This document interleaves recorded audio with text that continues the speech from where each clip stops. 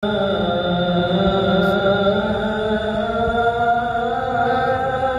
geser orang, minggir sana, saya ke situ. Wah, ini haram. Sudah ada orang duduk, gara-gara ada pejabat datang lalu diusir, haram. Yang saya hormati tokoh-tokoh, para tokoh agama, para kiai. Yang saya hormati tokoh-tokoh, para tokoh agama, para tokoh kiai, para tokoh para bot rumah tangga ya, para botan,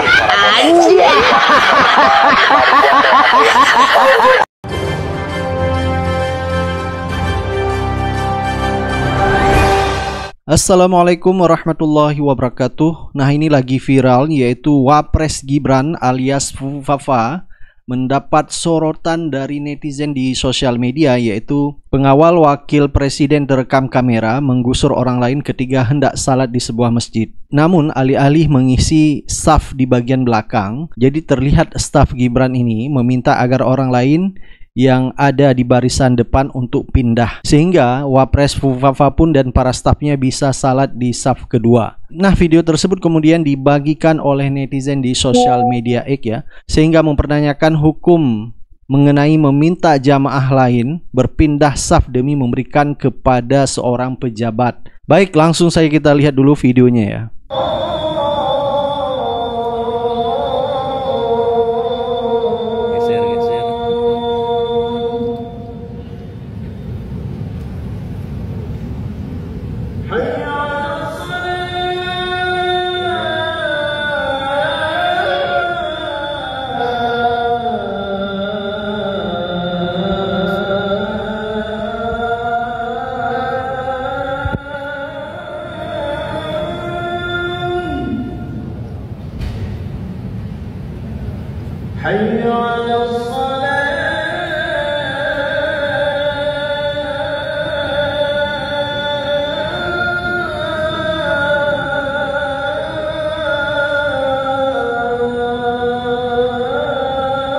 Nah, sampai akhirnya juga Buya Yahya ya ikut mengomentari, yaitu mengusir orang yang memberikan kepada pejabat dan rombongannya hukumnya seperti apa.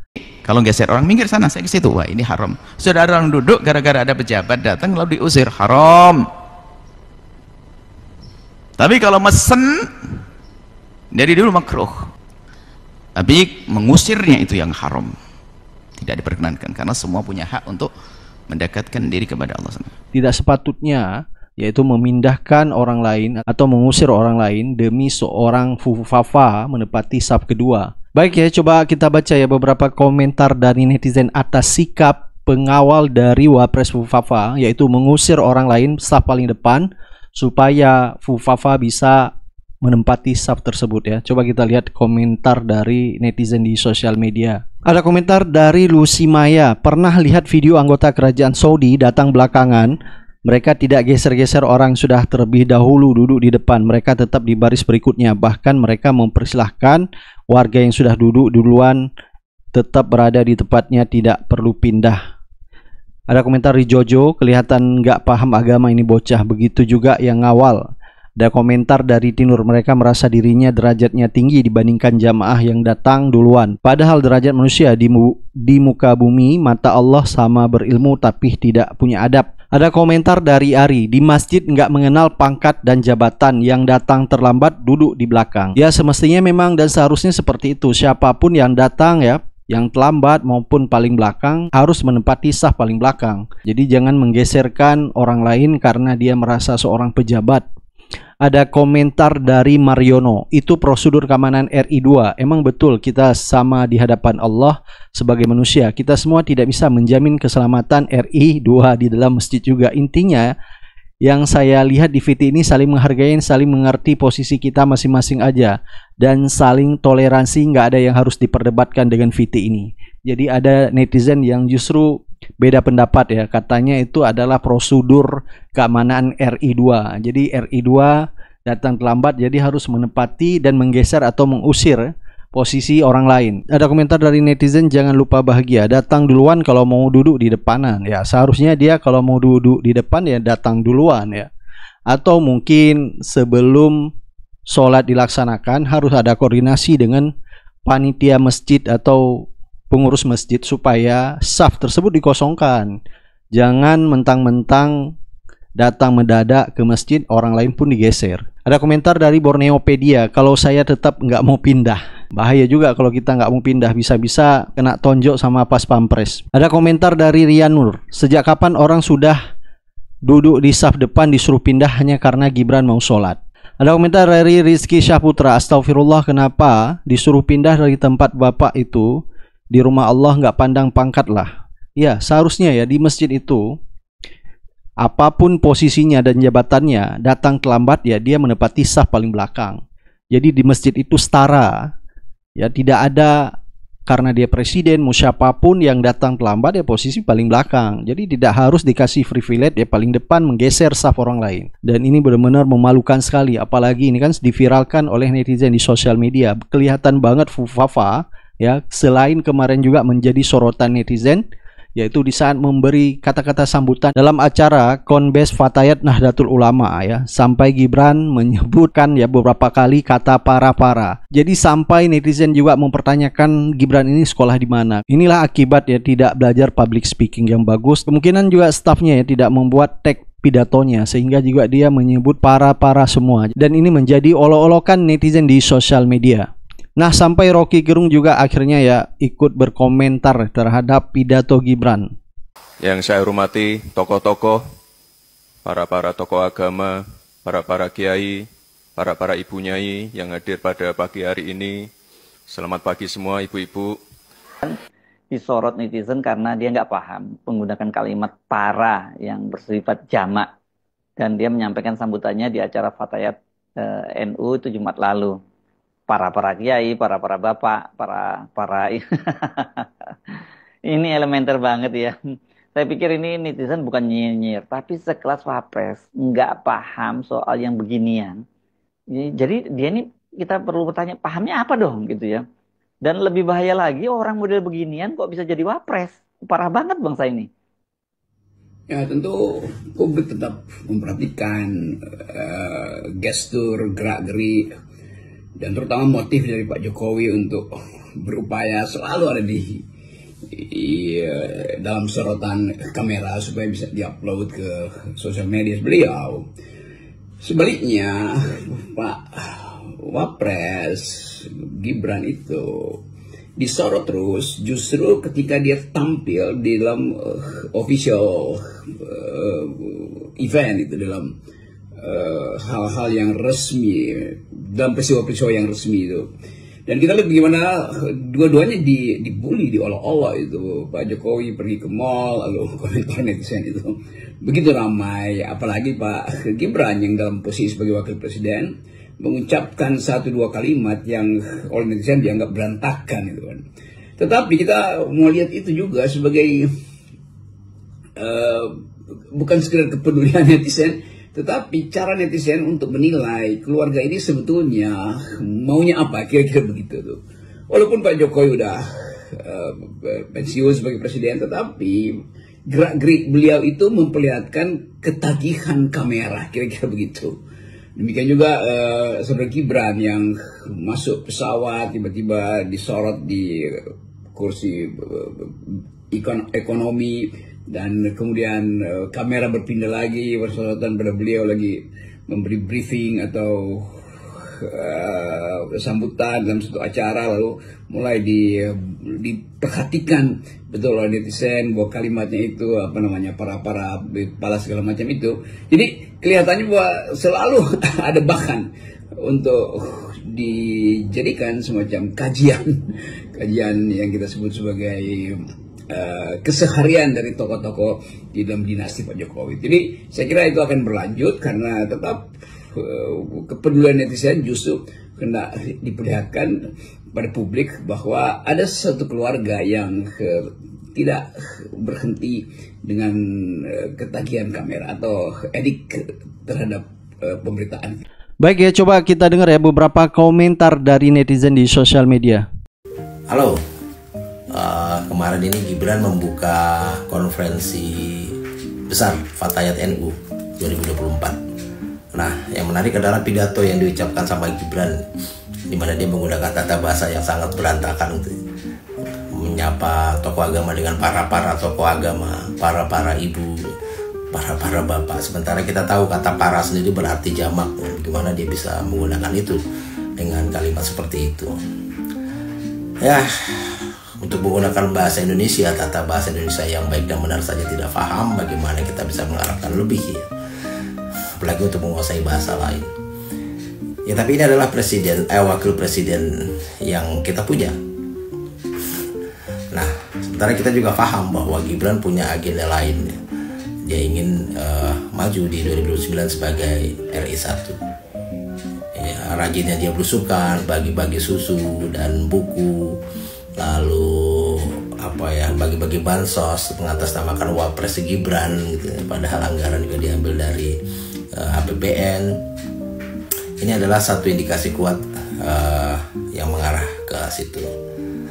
Nah, padahal seharusnya pekerjaan itu bisa dilakukan oleh kementerian atau bahkan Pemda yang di bawahnya. Nah, lalu apa yang kita bisa lakukan untuk mencegah Gibran di 2029 ya, untuk menjadi RI 1? Ya, cara yang ya kedengarannya seperti khayalan gitu ya, tapi memang ini yang harus dilakukan, yaitu dengan memberikan edukasi. Masyarakat ya, teman-teman harus rajin dan mau memberikan edukasi kepada masyarakat kita yang lain, teman-teman kita yang lain, yaitu dengan memberikan kritik yang konstruktif ya terhadap kebijakan-kebijakan, ide-ide, mungkin gagasan-gagasan yang bertentangan dengan kepentingan publik atau ekonomi kerakyatan. Karena ini penting sekali dilakukan, meskipun nanti pasti banyak tantangan ya. Yang pertama ya sudah pasti dari buzzer-buzzer yang akan berusaha dalam tanda kutip ya nyebokin semua kesalahan, dan juga rendahnya kualitas pendidikan masyarakat kita, sebagian besar masyarakat kita. Tapi inilah yang harus dilakukan. Nah, kalau kita lihat pilkada Jakarta kemarin ya, saya rasa ini bukan hal yang mustahil, tapi ya memang butuh effort dan kerja keras untuk melakukan ini. Dan juga kita harus waspada ya, jangan sampai kritikan-kritikan kita ini justru malah nantinya akan dimanfaatkan oleh pihak-pihak lain yang punya kepentingan lain. Salam. Parabot,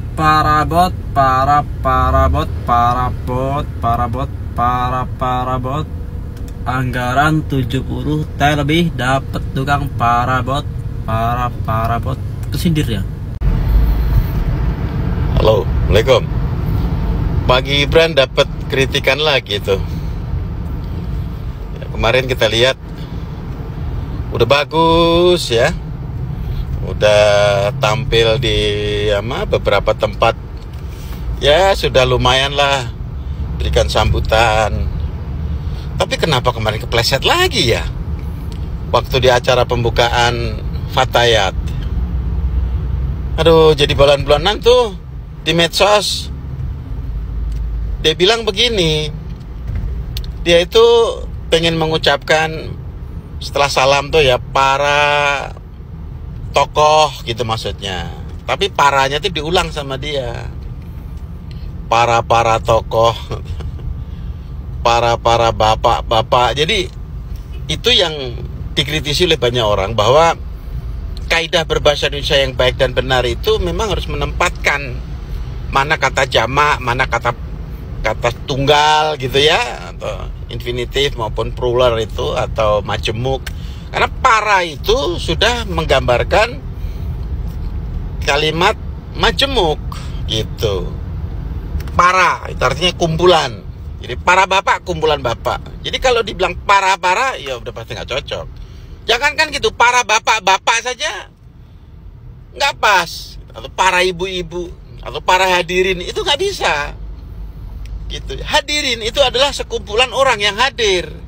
Para itu menggambarkan majemuk. Itu jamak. Jadi itu yang dikritik. Ya memang sebagai seorang figur ya, tokoh lah. Kalau wakil presiden itu kan memang udah satu paket dengan presiden gitu ya, duit tunggal. Jadi itu pangkat yang tinggi sekali ya, membuka sebuah acara yang penting, Fatayat itu jumlahnya jutaan itu, karena itu kan organisasi dari cabangnya NU untuk ibu-ibu gitu. Sebelumnya kan ada ledek-ledekan tuh, dia bilang Paralimpik tapi dia ngucapinnya para, akhirnya netizen itu membuat lelucon para botan. Ya,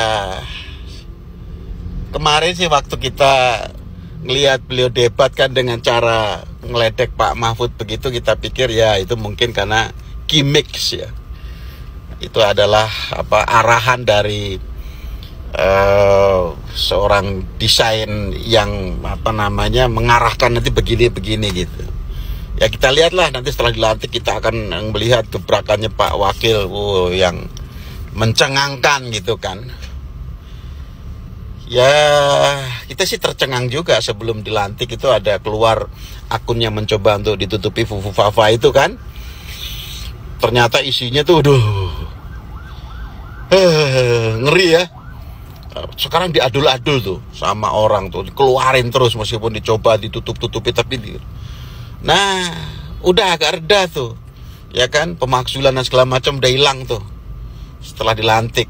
Kita pikir setelah dilantik nanti ada gebrakan yang dahsyat gitu. Ya dia masih bagi susu, oke lah gitu ya, udah kayak orang kecapean gitu. Tapi ucapan-ucapan pidatonya mestinya itu harusnya mulai ditata dong gitu, disesuaikan dengan jabatannya.